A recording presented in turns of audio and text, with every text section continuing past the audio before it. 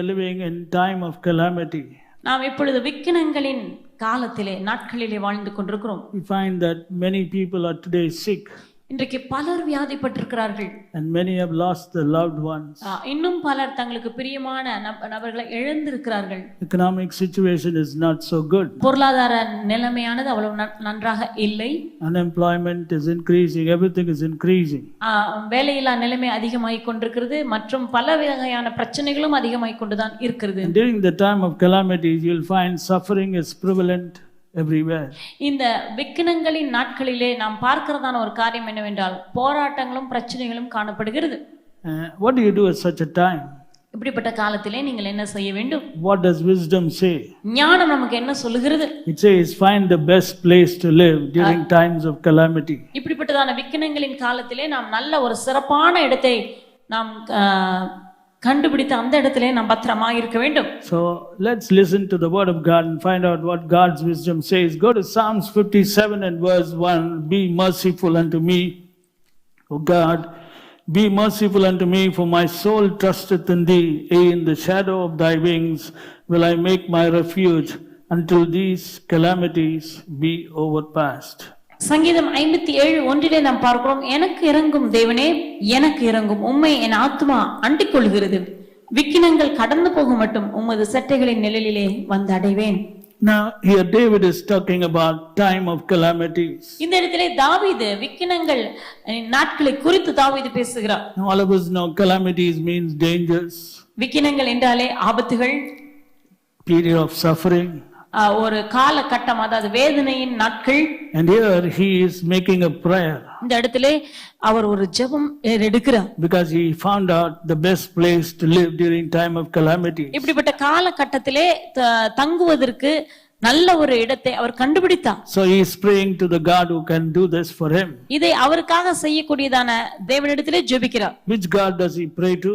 எந்த தேவனிடத்திலே அவர் ஜெபித்தார்? He prays to God whom he describes in Psalms 57 verse 2. I will cry unto God most high, unto God that performeth all things for me. யார் என்பதை 2வது வசனத்திலே நாம் பார்க்கிறோம்.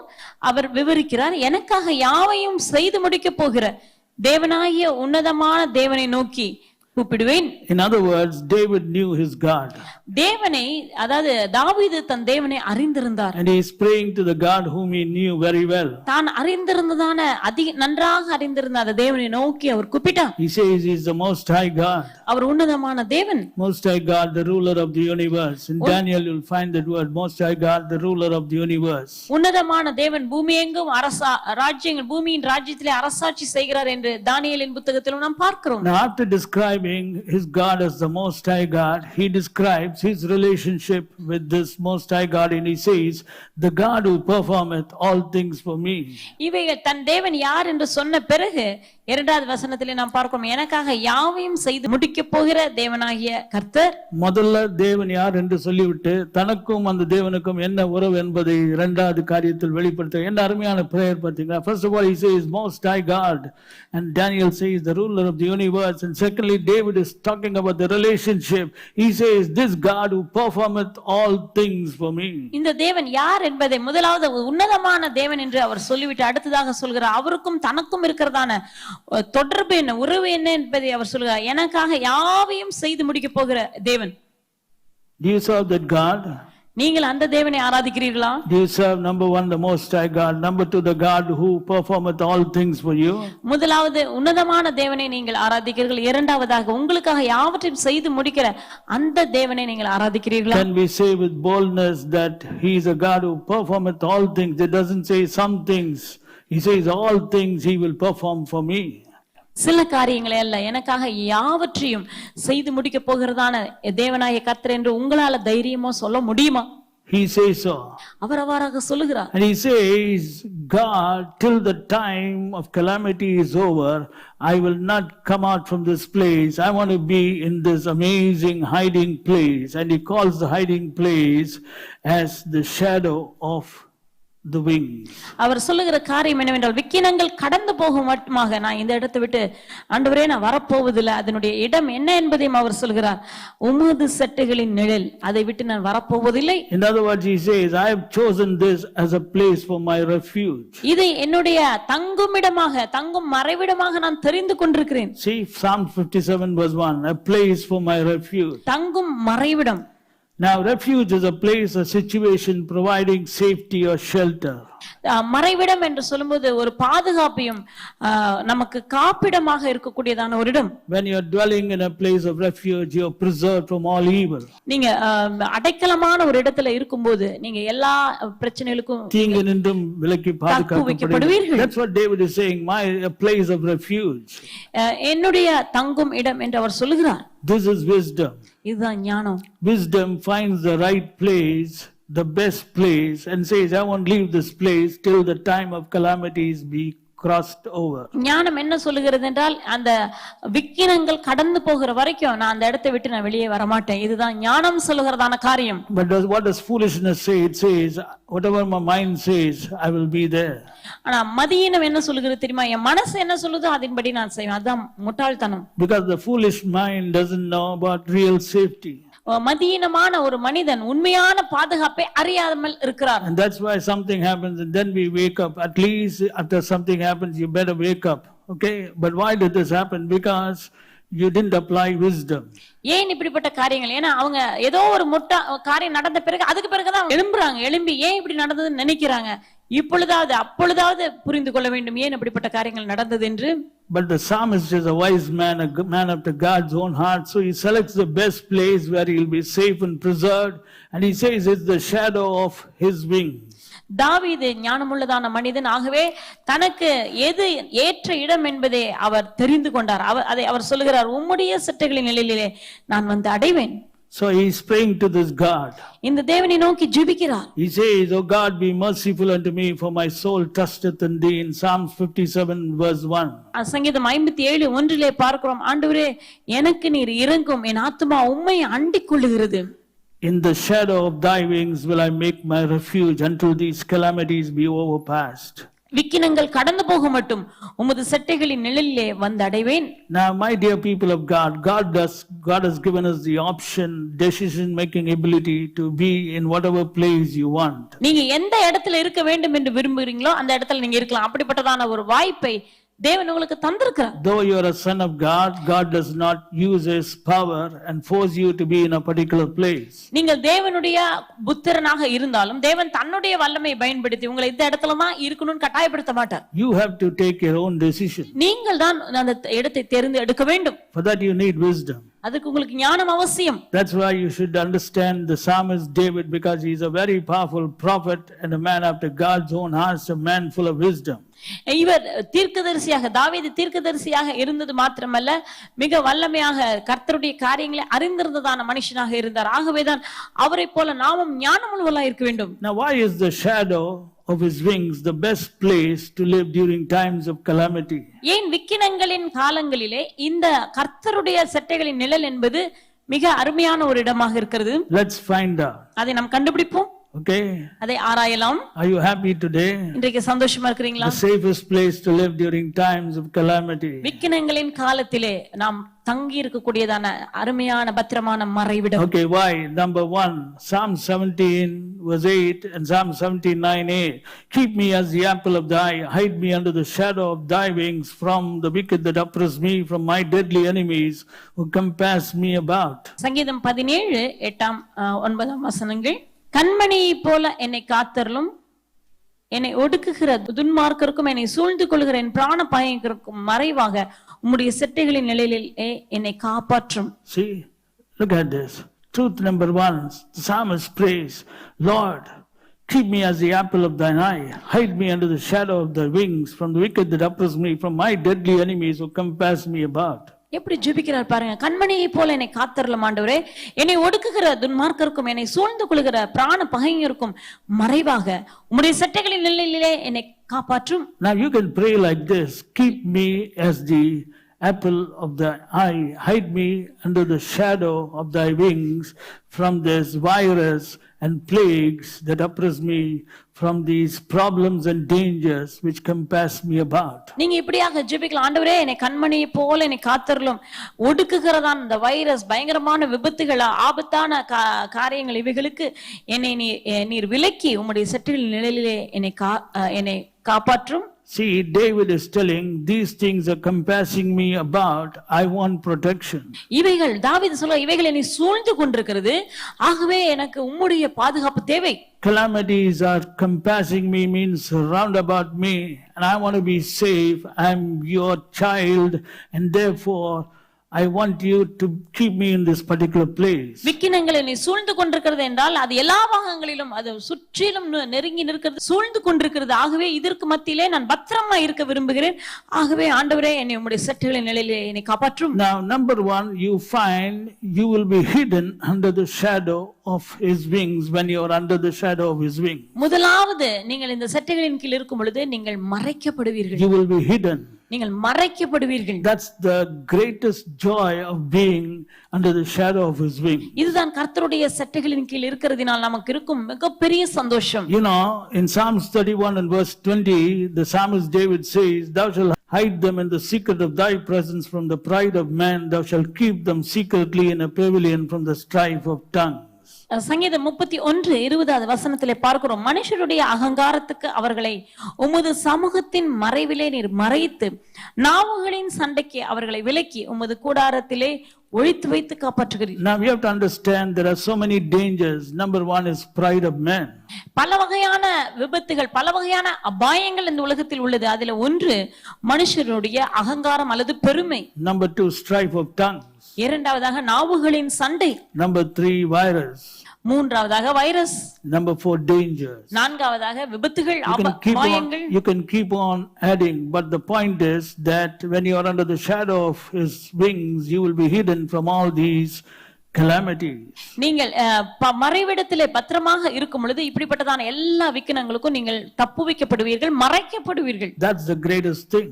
அதுதான் மிகப்பெரிய காரியமாம். Though you may be encompassed, you will be hidden. நீங்கள் சூழப்பட்டு இருந்தாலும் நீங்கள் பத்திரமாய் மறைக்கப்பட்டிருப்பீர்கள். Number two, you will be kept as the apple of his eye. இரண்டாவதாக நீங்கள் அவருடைய கண்மணி போல காக்கப்படுவீர்கள். See, amazing. When you are under the shadow of his wings, you will be kept as the apple of his eye. நீங்கள் அவருடைய மறைவிடத்தில் இருக்கும் பொழுது கண்மணி போல, தேவனுடைய கண்மணி போல நீங்கள் மறைக்கப்பட்டிருப்பீர்கள். Now what is the meaning of kept as the apple of his eye? You have to go to Zechariah chapter 2 verse 8. The Bible says, he that toucheth you toucheth the apple of mine eye. சகரியா 2:8 வசனத்திலே நாம் பார்க்கிறோம், உங்களை தொடுகிறவன் கண்மணியை தொடுகிறான். You got it? See, kept as the apple of his eye means he that toucheth you is not touching you, but they are touching the apple of his eye if you are kept by God as the apple of his eye. நீங்கள் தேவனாலே அவருடைய கண்மணியை போல நீங்கள் காக்கப்படுவீர்கள் என்றால் உங்களை தொடுகிறவன் அவருடைய கண்மணியை தொடுகிறான். That's why he's saying, Lord, keep me as the apple of thine eye, hide me under the shadow of thy wing. ஆகவே தான் அப்படியாக ஜெபிக்க, ஆண்டவரே என்னை உம்முடைய கண்மணியை போல காத்தருளும், உம்முடைய சட்டைகளின் மறைவிலே என்னை மறைத்துக் கொள்ளும். Now we were discussing long time back, I and my very close friend, he's no more, and he was telling about an incident where a particular man of God was being harassed by some of his enemies. நானும் எனக்கு நண்பராக இருந்ததான ஒருவரும் நாங்கள் இதை குறித்து நாங்கள் பேசிக் கொண்டிருக்கும் பொழுது ஒரு சம்பவத்தை அவர் சொன்னார். அவர் சொன்னதான காரியம் என்னவென்றால், அவருடைய நண்பர் ஒருவர் சத்துருக்களினாலே அதிகமாக உபத்திரவப்படுத்தப்பட்டார். And he was facing a lot of problems. அதன் விளைவாக அவருக்கு பல வகையான பிரச்சனைகள் வந்தது. So he was losing faith. அவருக்குள்ளாக இருக்கிற நம்பிக்கையை அவர் இழந்து போனார். So at that time, this man of God told him, do you know what the scripture says? He that toucheth you toucheth the apple of mine eye. அப்பொழுது இந்த தேவ ஊழியக்காரனாக இருந்தவர் அவர் சொன்ன காரியம் என்ன உனக்கு ஒன்று தெரியுமா? உன்னை தொடுகிறவன் கர்த்தருடைய கண்மணியை தொடுகிறான் என்று இவர் சொன்னார். You know what is the apple of mine eye? என்னுடைய கண்மணி உங்களுக்கு தெரியுமா? You got it. It's here inside, okay? Apple of your eye. உங்களுடைய கண்ணுக்குள்ளாக இருக்கிறது. Now he just gave the example. Now this guy is creating problem, is coming closer, okay? And the problem is not going because he's coming closer, it's still there. But you know, a time will come when he'll come. You won't touch the apple of his eye, but he's coming close. The moment he comes here, then God will wink like that and he will be in the Bay of Bengal. கிட்ட கிட்ட கிட்ட அவர் வருகிறார், நெருக்கும்படிக்கு உபத்திரவப்படுத்தும்படிக்கு வந்துட்டே இருக்கிறார். அவருக்கு தெரியல. ஆனா கிட்ட வரும் பொழுது ஆண்டவர் கிட்ட வந்தோடனே அங்க கிட்ட தொடக்கூட மாட்டோம். கிட்ட வந்தோடனே அப்படி கண்ணு சிமிட்டுனா போறோம். பே ஆஃப் பெங்காலி இல்லாட்டி ஸ்பேஸ்ல போறான்னு தெரியாது. You got it. This is faith. Faith is understanding the word of God, which will pump more faith inside you. விசுவாசம் என்பது கர்த்தருடைய வார்த்தையை புரிந்து கொள்வதுதான். அதுதான் விசுவாசம். He that toucheth you toucheth the apple of his eye. உங்களை தொடுகிறவன் அவருடைய கண்மணியை தொடுகிறான். I think virus is afraid of you. நான் நினைக்கிறேன் வைரஸ் உங்களை கண்டு பயந்திருக்குது. No, pastor, I'm afraid of the virus. இல்ல பாஸ்டர், நான் தான் வைரஸை கண்டு பயந்திருக்கிறேன். That's today's church. அது இன்றைய சபை. That's a modern church, 20th century church, which always talks so much high funda, but no action. When it comes to practical reality, they are totally dazed. They don't know what to do.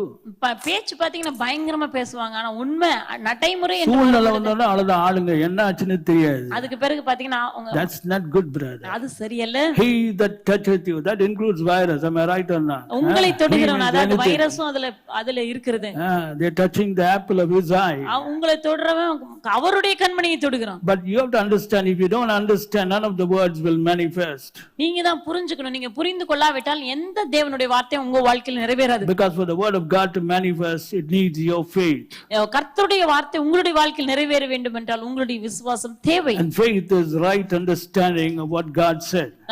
விசுவாசம் என்பது என்ன? தேவன் சொன்னதான வார்த்தைகளை சரியான முறையில் புரிந்து கொள்வதுதான் விசுவாசம். So now do you understand the safest place to dwell under the shadow of his wings? Because when you're dwelling under the shadow of his wings, nobody can touch you. And if they try to touch you, I don't know what's going to happen to them.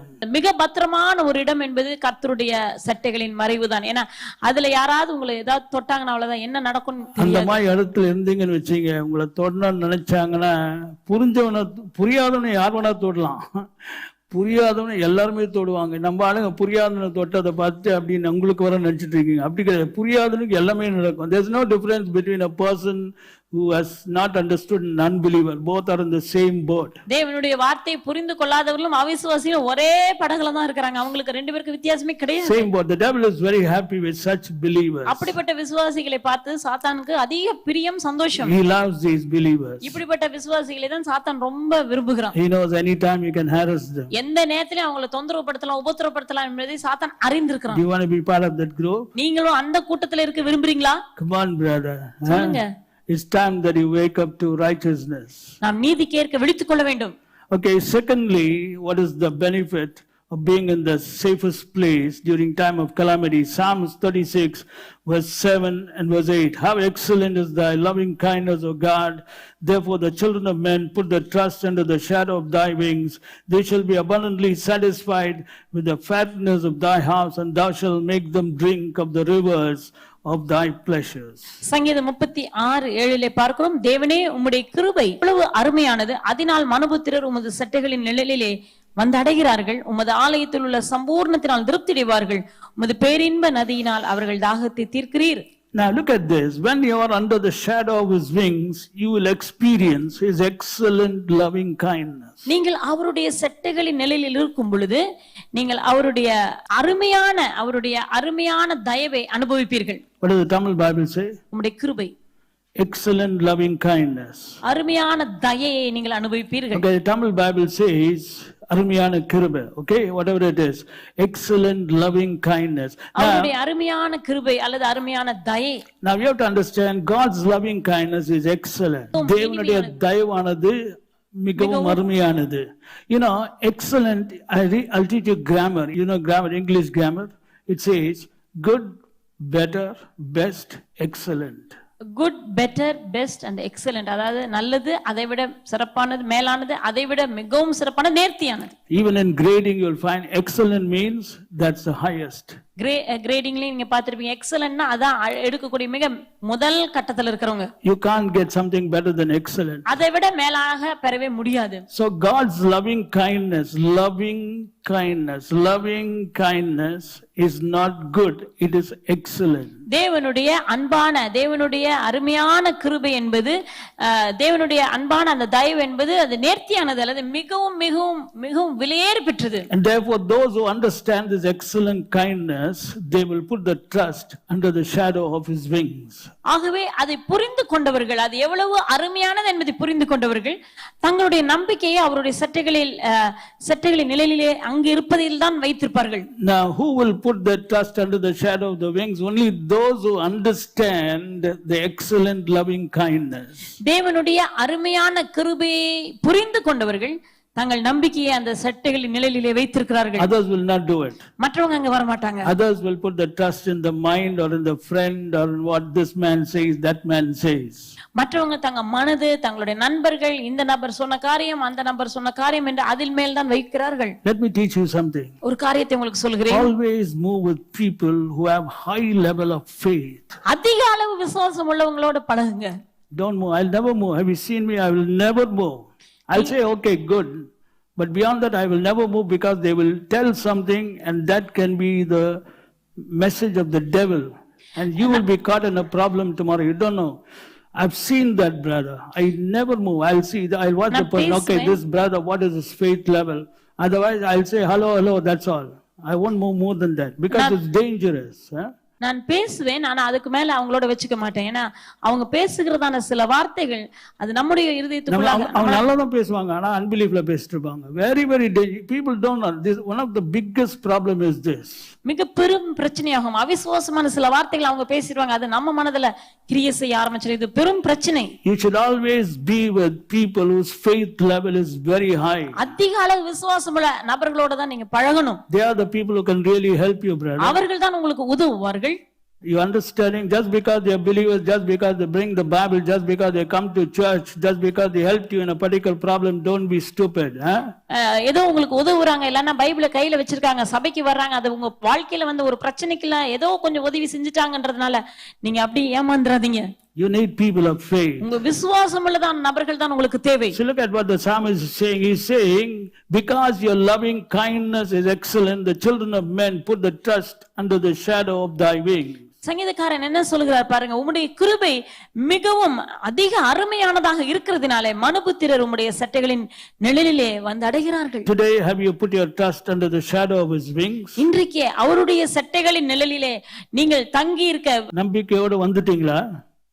Look at what happens when you put your trust under the shadow of his wings. Verse 8, those who have put the trust under the shadow of his wings, number 1, shall be abundantly satisfied with the fatness of thy house, and number 2, thou shalt make them drink of the river of thy pleasures. என்ன நடக்கிறது பாருங்க, யார் அவருடைய சட்டைகளின் நிழலிலே வந்து அடைகிறார்களோ அவர்கள் 8வது வசனத்திலே பார்க்கும், அவர்கள் உம்முடைய ஆலயத்தில் உள்ள சம்பூர்ணத்தினால் திருப்தி அடைகிறார்கள், உமது பேரின்ப நதியினால் நீர் அவர்கள் தாகத்தை தீர்க்கிறீர். Now 2 things happens when you come to trust under the shadow of his wings. Number 1, you will be abundantly satisfied. 2 காரியம் நடக்கிறது. நீங்கள் தேவனுடைய சட்டைகளின் நிழலிலே வந்து அடைகிறதினாலே, அங்கே தங்கி இருக்கிறதினாலே 2 காரியம். முதலாவது, அவருடைய ஆலயத்தில் உள்ள சம்பூர்ண, you will be abundantly satisfied. சம்பூர்ணமாய் திருப்தி அடைவீர்கள்.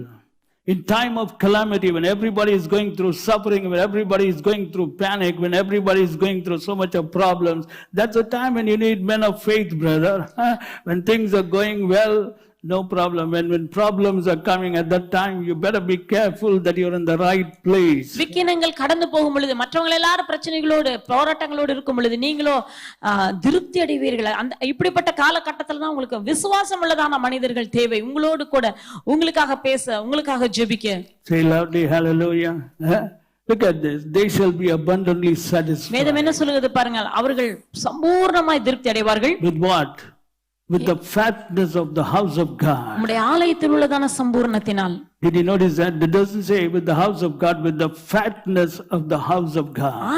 ஆலயத்தில் உள்ள என்று சொல்லப்படவில்லை, ஆலயத்தில் உள்ள கொழுமையினாலே சம்பூர்ணமாய் அவர்கள் திருப்தி அடைவார்கள். Fat is the thickness of the milk. Fat என்று சொல்லுவது, இந்த கொழுப்பு என்று சொல்லுவது, அந்த பாலில் இருக்கக்கூடிய மேலாக இருக்கக்கூடியதான மிக அந்த உறையக்கூடியதான பாகம். That is the cream, that's the essence of the milk. அந்த பாலினுடைய மிக நேர்த்தியான பாகம் தான் அந்த கொழுப்பு. Now here it talks about the fatness of thy house. இந்த இடத்திலே தேவனுடைய ஆலயத்தில் உள்ளதான கொழுப்பு அல்லது அதனுடைய சம்பூர்ணம் என்று பார்க்கிறோம். What is the fatness of the house? It's rest, joy, peace, health, increase, abundance, victory, satisfaction, preservation, dash, dash, dash. கர்த்தருடைய ஆலயத்தில் இருக்கும் சம்பூர்ணம் என்ன? இளைப்பாறுதல், சமாதானம், சந்தோஷம், ஆரோக்கியம், விருத்தியடைதல், வெற்றி, திருப்தி, பெருக்கம், ஆரோக்கியம், சுகம், சந்தோஷமாம். All these you'll be overflowing with rest, overflowing with joy, overflowing with health, overflowing with increase, overflowing with victory, overflowing with preservation, satisfaction. That's known as abundantly satisfied. இவைகளினால் நீங்கள் திருப்தி அடைவீர்கள் என்றால் என்ன? நீங்க நிரம்பி வழிவீங்க. சந்தோஷத்தினால, இளைப்பாறுதலினாலே நிரம்பி இருப்பீர்கள், சமாதானத்தினாலே நிரம்பி இருப்பீர்கள், திருப்தி அடைதலினாலே நிரம்பி இருப்பீர்கள். இவையெல்லாம் உங்களுடைய வாழ்க்கையில நிரம்பி, ஆரோக்கியத்தினாலே திருப்தி அடைவீர்கள். இவையெல்லாம் உங்களுடைய வாழ்க்கையில சம்பூர்ணமாக காணப்படும். The people wonder, what is this? Everywhere calamity, and people are going through suffering, people are going through strain, people are going through unemployment, people are going through so much of problems, but this guy is so overflowing with rest and joy and peace and increase and health and victory and satisfaction. Now what is the secret? Nothing, brother. He is dwelling under the shadow of his wings. எல்லாம் பாப்பாங்க, என்ன எங்க பார்த்தாலும் பல பிரச்சனைகளோடு இருக்காங்க, வேலை இல்லாம இருக்காங்க, போராட்டங்களோடு இருக்காங்க. இந்த நபர் மாத்திரம் திருப்தி அடைந்திருக்கிறாரே, அதற்கு காரணம் என்ன? அவருடைய செட்டைகளின் நிழலிலே தங்கி இருக்கிறார். He's put his trust in the shadow of his wings. தேவனுடைய செட்டைகளின் நிழலின் மேல் அவர் நம்பிக்கை வைத்திருக்கிறார். That's why, brother, the safest and the best place, wisdom says, be under the shadow of his wings. ஆகவேதான் நாம் தங்குவதற்கு மிக அருமையான, மிகவும் சிறந்த இடம். ஞானம் என்ன சொல்கிறது என்றால் அவருடைய செட்டைகளின் நிழல். And when you dwell under the shadow of his wings, verse 8 says, God will make you drink of the river of his pleasures. நீங்கள் அவருடைய செட்டைகளின் நிழலிலே நீங்கள் தங்கி இருக்கும் பொழுது அடுத்ததாக என்ன நடக்கிறது? உம்முடைய பேரின்ப நதியினால் அவர்கள் தாகத்தை தீர்க்கிறீர். That's amazing. Look at what God gives you. தேவன் உங்களுக்கு என்ன தருகிறார்? He's giving you something to drink. நீங்க குடிக்கும்படி தேவன் ஒன்றை தருகிறார். The river of his pleasures. அவருடைய பேரின்ப நதியினாலே. Then you like the term பேரின்ப நதி, river of his pleasures. அவர் அந்த வார்த்தையை பாருங்கள், பேரின்ப நதி. In his presence is fullness of joy, at his right hand are pleasures forevermore. உம்முடைய சமூகத்தில் பரிபூர்ண ஆனந்தமும், உமது வலது பார்சத்தில் நித்திய பேரின்பமும் உண்டு. See, God is a good God, brother. தேவன் மிகவும் நல்ல தேவன். He gives you pleasures to drink. அவர் நீங்கள் குடிக்கும்படிக்கு அவர் பேரின்பத்தை தருகிறார். Like a river. நதியை போல, river. நதியை போல. Today foolish men are going for drugs and going for fulfilling the lust of the flesh and all these stupid things for pleasure. இன்றைக்கு பலர் மதீனமா இருக்கிறவர்கள், இன்றைக்கு பலர் தங்களுடைய இச்சைகளை நிறைவேற்றுவதற்காக, தங்களுடைய இச்சைகளை நிறைவேற்றுவதற்கு ட்ரக்ஸ்க்கும் போறாங்க for pleasure. தங்களுடைய இச்சைகளை They don't understand real pleasure. Real pleasure is from God. உண்மையான பேரின்பம் என்பது தேவனிடத்திலிருந்து தான் வருகிறது. And he'll give you rivers. அவர் அதை நதியை போல உங்களுக்கு தருகிறார். You can drink of the rivers. நீங்க அந்த நதியிலிருந்து நீங்க குடிக்க முடியும். Don't you want to do that? இது உங்களுக்கு வேண்டாமா? But you think I'm telling some story about this real. The problem is every time I tell some message, people listen like story. Come on, it's time you put it into action. நான் ஒவ்வொரு முறை செய்தி கொடுக்கும் பொழுது எல்லாம் அதை ஏதோ கதை கேட்கிற மாதிரி. கதை கிடையாது, உண்மை. How many of you believe the word of God works? எத்தனை பேர் விசுவாசிக்கிறீங்க கர்த்தருடைய வார்த்தை கிரியை செய்யும் என்று விசுவாசிக்கிறீங்க? You can't fail, brother. வார்த்தை கிரியை செய்யாமல் இருக்கவே Heaven and earth may pass away, but God's words will never pass away. வானமும் பூமியும் ஒழிந்து போகும், ஆனால் கர்த்தருடைய வார்த்தை ஒருபோதும் ஒழிந்து போகாது. When you understand and act, you will see it working. நீங்கள் புரிந்து கொண்டு செயல்படும்போது கர்த்தருடைய வார்த்தை உங்களுக்காக செயல்படுகிறதை பார்ப்பீர்கள். So now do you understand the power of dwelling in the shadow of his wings? இப்போ உங்களுக்கு புரியுதா? அவருடைய சட்டைகளின் நிழலிலே தங்கி இருப்பதினால் நமக்கு வரக்கூடியதான அந்த வல்லமை என்ன என்பது உங்களுக்கு புரியுதா? That's why the psalmist David is praying, Lord, keep me under the shadow of thy wings. Keep me, Lord. I want to be in this place till the calamities pass over. ஆகவேதான் அவர் ஜெபிக்கிறார், ஆண்டவரே நான் இந்த இடத்தில் இருக்க விரும்புகிறேன், என்னை அந்த இடத்திலே வைத்துக் கொள்ளும் ஆண்டவரே, விக்கினங்கள் கடந்து போக மட்டும் உம்முடைய சட்டைகளின் நிழலிலே நான் வந்து அடைவேன். He is indirectly saying, when everybody is going through calamity and suffering, I want to experience your your pleasure. I want to be abundantly satisfied with the fatness of your house. ஆண்டவரே, எல்லாரும் அந்த விக்கினங்களை அனுபவிக்கிறார்கள். அந்த பாதையில விக்கினங்களை சகிக்கிறதான அந்த நிலைமையிலே மற்றவர்கள் இருக்கிறார்கள். ஆனால் நானோ உம்முடைய பேரின்ப நதியினால் நான் திருப்தி அடைய விரும்புகிறேன். நான் உம்முடைய ஆலயத்தில் உள்ள சம்பூர்ணத்தினால் நான் திருப்தி அடைய விரும்புகிறேன் என்று அவர் விரும்புகிறார், கேட்கிறார். And then in Psalm 63 verse 7 he says, because thou hast been my help, therefore in the shadow of thy wings will I rejoice. சங்கீதம் 63:7, நீர் எனக்கு துணையா இருந்ததினால் உமது சட்டைகளின் நிழலிலே களி கூறுவேன். See, the next thing which happens to you when you are dwelling in the shadow of his wings, God will be your help. இரண்டாவதாக, நீங்கள் அவருடைய சட்டைகளின் நிழலிலே இருக்கிறதினாலே நமக்கு கிடைக்கக்கூடிய அடுத்த நன்மை என்னவென்றால், தேவன் நமக்கு துணையாக இருப்பார். Because thou hast been mine help. நீர் எனக்கு துணையாய் இருந்ததினால், because God has been your help, தேவன் நமக்கு துணையாக இருந்ததினால் I will rejoice. நான் களி கூறுவேன். Where will you rejoice? நான் எங்கே களி கூறுவேன்? In the shadow of thy wing. உம்முடைய சட்டைகளின் நிழலிலே. See, amazing. So when you are in the shadow of the wings, then you will be rejoicing when people are suffering. மற்றவர்கள் கஷ்டப்படும் பொழுது, அவர்கள் தவிக்கும் பொழுது நீங்களோ களி கூர்ந்து கொண்டிருப்பீர்கள். You won't be rejoicing at their suffering. You will be hidden and you will be rejoicing in the shadow of the wings, though you are encompassed by all those evils. It doesn't have any impact upon you. Nothing by any means will prosper, and you will be under the shadow of his wings because he is helping you, and you'll be rejoicing and you'll be singing hallelujah, hallelujah, thank you Jesus, thank you Lord. All your needs will be supplied, everything will be supplied, your children will be blessed, life will be amazing. நீங்க மற்றவர்களுக்கு விக்கினங்கள் நேரிட்டதுனால அதனால நீங்க சந்தோஷப்படுவதில்லை. நீங்கள் தேவனுடைய மறைவிடத்துக்குள்ளாக இருந்து கொண்டு நீங்கள் சந்தோஷமாக களி கூர்ந்து நீங்கள் பாட்டு பாடிக்கொண்டே இருப்பீங்க. ஆண்டவரே நன்றி, ஆண்டவரே பத்திரமாக என்னை காக்கிறதுக்காக நன்றி, எல்லாமே எனக்கு நன்மையாக நடக்கிறதுக்காக நன்றி ஆண்டவரே. இப்படியாக நீங்கள் அவருடைய நிழலில் இருக்கிறதினால் நீங்கள் மகிழ்ந்து களி கூர்ந்து கொண்டிருப்பீர்கள். என்றால் அவர் உங்களுக்கு துணையா இருந்ததினால், அவர் உங்களுக்கு துணையா இருக்கிறார். பாத்தீங்களா, சட்டைகள் நிழல்ல நீங்க தங்குனீங்கன்னாவே உங்களுக்கு துணை தான், எவ்ரிடே துணை. ஆகவே நீங்கள் களி கூறுவீர்கள். ஒரு அல்லேலூயா சொல்வோமா? நீங்கள் புலம்ப மாட்டீர்கள். நோ புலம்பல். Say loudly hallelujah. No questions. Why Lord? Why Lord? Why? Because the sky is high. My grandmother told a lie. They taught me when I was in LKG. No why. இந்த ஏன் ஏன் என்ற கேள்வியே உங்களுக்கு இருக்கு, அது வராது. Because God is making you drink the rivers of his pleasure. ஏனெனில் தேவன் உங்களை அவருடைய பேரின்ப நதியினால் உங்களை திருப்தியாக்குகிறார். So don't worry because times of calamity have come to the world. You are in safe hands. You are in the safest place. God loves you. You are a son of God. It's time for you to experience his excellent loving kindness. ஆகவே உலகத்திலே விக்கினங்களின் காலங்கள் வந்துவிட்டது என்பதனாலே பயப்படாதீங்க, கவலைப்படாதீங்க. நீங்க மிகவும் பத்திரமான கரத்துல இருக்கிறீங்க. மிகவும் மிகவும் பத்திரமான கரம் தேவனுடைய கரம்தான். Thirdly, what happens when you dwell under the shadow of his wings? Go to Malachi chapter 4 verse 2. But unto you that fear my name shall the Son of Righteousness rise with healing in his wings, and he shall go forth and grow up as calves of the star. மூன்றாவதாக, நீங்கள் அவருடைய சட்டைகளின் நிழலிலே இருக்கிறதினால் உங்களுக்கு என்ன நடக்கிறது என்பதை மல்கியா 4ஆம் அதிகாரம் 2வது வசனத்திலே நாம் பார்ப்போம். ஆனாலும் என் நாமத்துக்கு பயந்திருக்கிற உங்கள் மேல் நீதியின் சூரியன் உதிக்கும், அதன் சட்டைகளின் கீழ் ஆரோக்கியம் இருக்கும். நீங்கள் வெளியே புறப்பட்டு போய் கொழுத்த கன்றுகளைப் போல் வளருவீர்கள். Now the Bible is very clear that there is healing in his wings. வேதம் வெகு தெளிவாக சொல்கிறது அவருடைய சட்டைகளின் கீழ் ஆரோக்கியம் இருக்கிறது. There is healing. சுகம் எங்கே இருக்கிறது? In his wings. அவருடைய சட்டைகளின் கீழ். Under the shadow of his wings. அவருடைய சட்டைகளின் நிழலிலே. Everywhere wings only, brother, wings of the Almighty. எல்லாமே கர்த்தருடைய சட்டைகள் தான். So when you are dwelling under his wings, there is healing.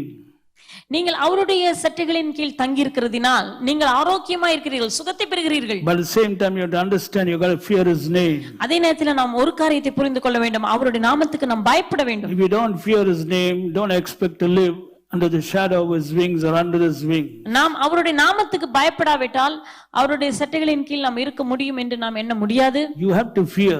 நாம் தேவனுக்கு பயப்பட வேண்டும். God is looking for people who are in the fear of the Lord all day long. நாள் முழுவதும் தேவனை பற்றும் பயத்தோடு இருக்கிறதான நபர்களை தேவன் தேடிக் கொண்டிருக்கிறார். In Proverbs 23 verse 17 it says, "Let not your heart envy sinners, but be thou in the fear of the Lord all day long." நீதிமொழிகள் 23 அதிகாரம் 17வது வசனத்திலே பார்க்கிறோம், உன் மனதை பாவிகள் மேல் பொறாமை கொள்ள விடாதே, நீ நாள்தோறும் கர்த்தரை பற்றும் பயத்தோடு இரு. See, look at that verse. It says, "Don't let your heart envy sinners." உன் மனதை பாவிகளின் மேல் பொறாமை கொள்ள இடம் கொடுக்காதே, Now, விடாதே. what does it mean? See, when you see sinners, they are increasing, they start a business, it's just flourishing, they are all in the top positions and everything is going well for them. So you're looking, oh, I'm a child of God, nothing is happening to me. I start a business, nothing is happening. I'm only getting sickness, this problem, that problem. He says, don't let your heart envy sinners. வேதம் என்ன சொல்லுகிறது? பாவிகளை பாக்குறீங்க, பாவிகளை பார்த்து அவங்க அவங்க business தொடங்குறாங்க, அவங்க நல்லா செழிக்கிறாங்களே, அவங்களுக்கு எதுவுமே பிரச்சனை வர்றதில்ல. ஆனா என்னுடைய வாழ்க்கையில நான் பிசினஸ் தொடங்கி இருக்கிறேன், எனக்கு வியாதி வருது, அந்த பிரச்சனை வருது, இந்த பிரச்சனை வருது, நான் இன்னும் செழிக்கவில்லை. இப்படியாக நீங்க உங்களுடைய மனதை பாவிகளின் மேல் பொறாமை கொள்ள விடாதீர்கள். They are going in BMW cars, they are going in Audi, they are going having a big bungalow, they are having servants. I don't have even proper food.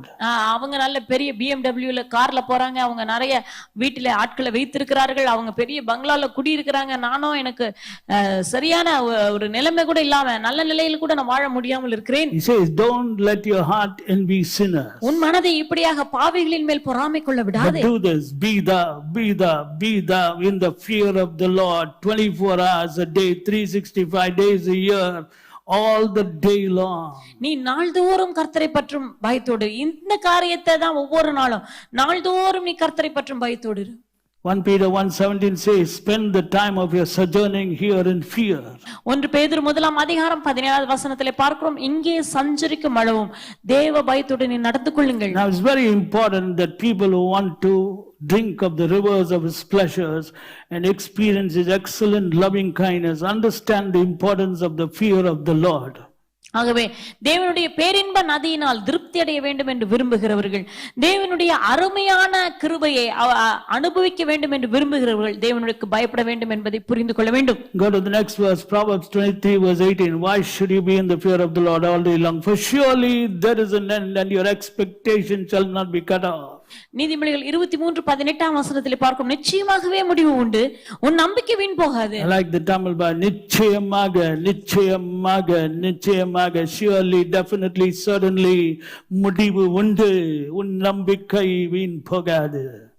Amazing. Surely there is an end, your expectation shall not be cut off. நிச்சயமாகவே முடிவு உண்டு, உன் நம்பிக்கை வீண் போகாது. Come on, brother. For who? யாருக்கு இந்த வார்த்தை? For those who are in the fear of the Lord, not 1 hour or 2 hours and not 3 hours, but all day long. 1 மணி நேரம், 2 மணி நேரம் அல்லது 3 மணி நேரம் தேவ பயத்தோடு இருக்கிறவர்களுக்கு அல்ல, நாள் முழுவதும் தேவனுக்கு பயப்படுகிற பயத்தோடு இருக்கிறவர்களுக்கு தான். So today, child of God, இன்னைக்கு தேவ பிள்ளையே, don't bother that you are living in times of calamity. ஆகவே விக்கினங்களின் காலத்திலே நீங்கள் இப்பொழுது வாழுகிறதை குறித்து பயப்படாதீங்க, கவலைப்படாதீங்க. Be happy. சந்தோஷமா இருங்க.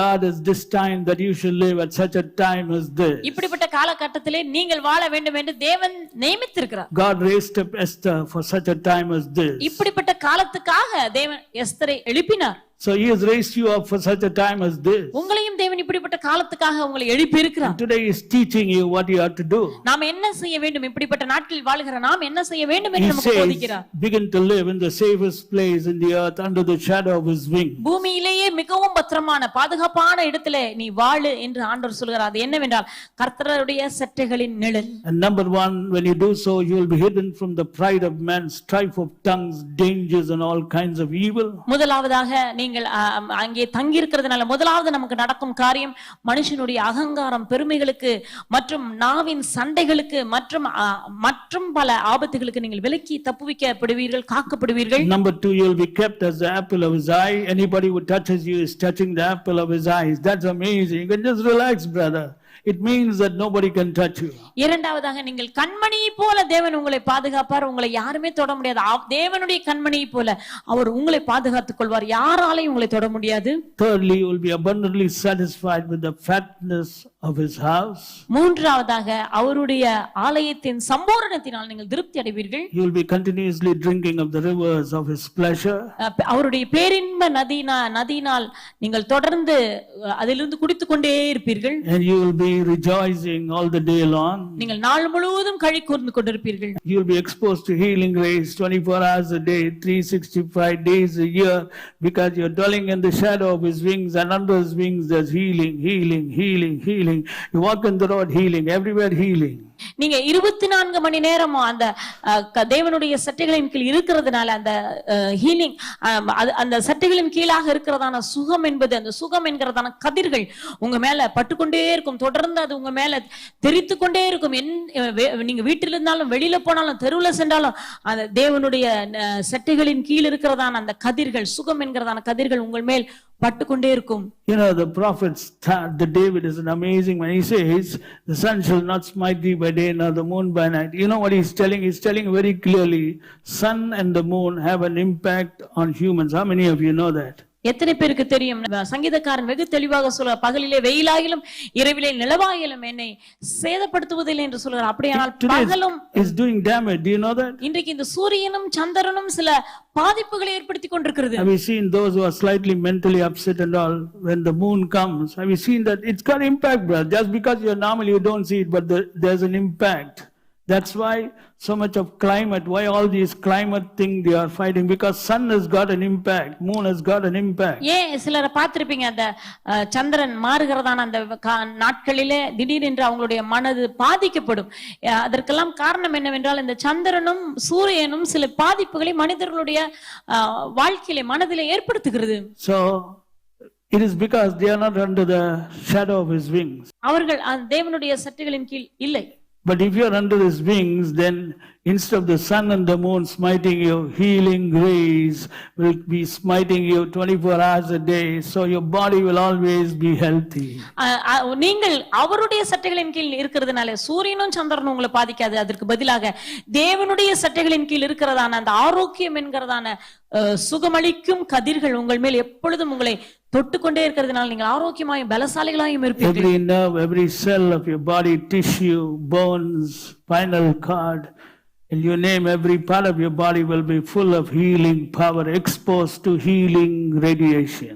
நீங்கள் உயிரோடு இருக்கும் நாளெல்லாம் உங்களுடைய சரீரத்தில் இருக்கிறதான உறுப்புகள், உங்களுடைய அவயவங்கள், உங்களுடைய முதுகுத்தண்டு, உங்களுக்குள்ளாக இருக்கிறதான அணுக்கள் எல்லாமே தேவனுடைய சுகமளிக்கும் வல்லமையினால் தொடப்பட்டு கொண்டே இருக்கும். That is why the safest place and the best place, the wisest place to live in time of calamity is in the shadow of his wings. ஆகவேதான் இந்த உலகத்திலே விக்கினங்களின் காலத்திலே நாம் இருக்கக்கூடிய மிகவும் பத்திரமான இடம், மிகவும் ஞானமானவர்கள் கிரியை செய்கிறதான ஞானமான இடம் என்பது தேவனுடைய சட்டைகளின் மறைவு. So before closing Psalm 57:1, let us tell God, Lord, like David, my soul trusteth in thee, in the shadow of thy wings will I make my refuge until these calamities be overpassed. நாமும் சங்கீதக்காரனாகிய தாவீதை போல நாம் சொல்லும் சங்கீதம் 57:1 ஆண்டவரே, விக்கினங்கள் கடந்து போக மட்டும் உம்முடைய சட்டைகளின் நிழலிலே நான் வந்து அடைவேன்.